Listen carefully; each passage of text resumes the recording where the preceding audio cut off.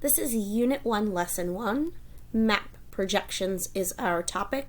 Our driving question for this entire first part of the unit is how do I read a map? So you have to understand what a map projection is in order to understand what it is exactly you're looking at. So how do we get from a globe, from the Earth to a globe to then a map? How does this process happen? Well, we make a map projection. And map projections are called map projections because they originally were projected onto paper as shadows. So literally a globe, they cut a hole in the bottom of the globe, put a candle up inside of it, and that would project the images of the shadows of the land masses on the globe onto the paper that was outside of the globe, surrounding the globe. So a map projection is a way of mapping Earth's surface that reduces distortion caused by converting 3 dimensions into 2 dimensions. So the Earth is 3-dimensional, globes are a model of the Earth, so they are 3-dimensional, but maps are 2 dimensions. So some distortion is going to occur when we try to take something as 3D and smush it down to 2D.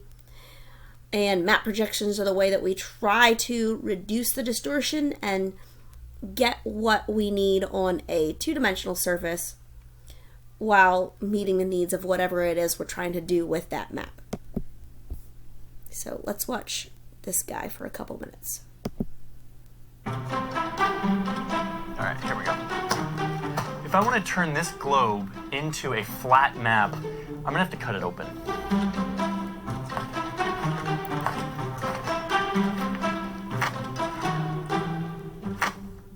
In order to get this globe to look anything close to a rectangle lying flat, I've had to cut it in several places. I've had to stretch it so that the countries are starting to look all wonky.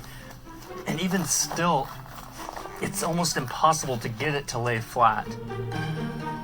And that right there is the eternal dilemma of map makers.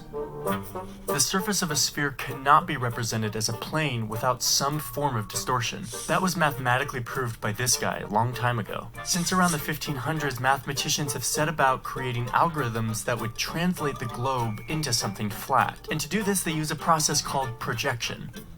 Popular rectangular maps use a cylindrical projection. Imagine putting a theoretical cylinder over the globe and projecting each of the points of the sphere onto the cylinder surface.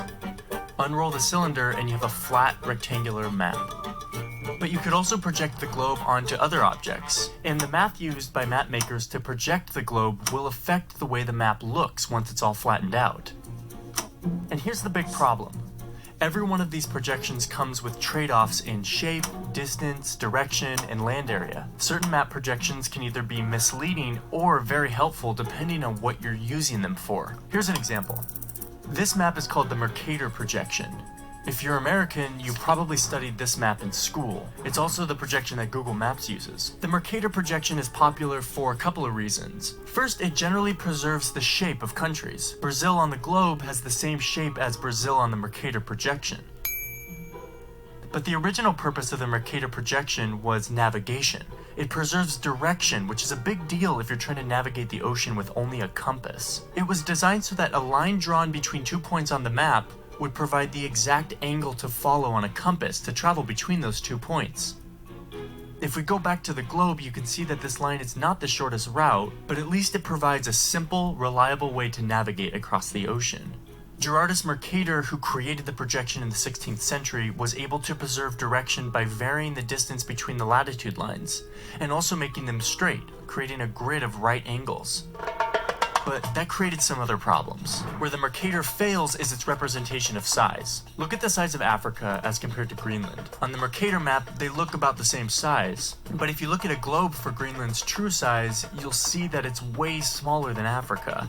By a factor of 14, in fact. If we put a bunch of dots onto the globe that are all the same size, and then project that onto the Mercator map, we will end up with this. The circles retain their round shape, but are enlarged as they get closer to the poles. One modern...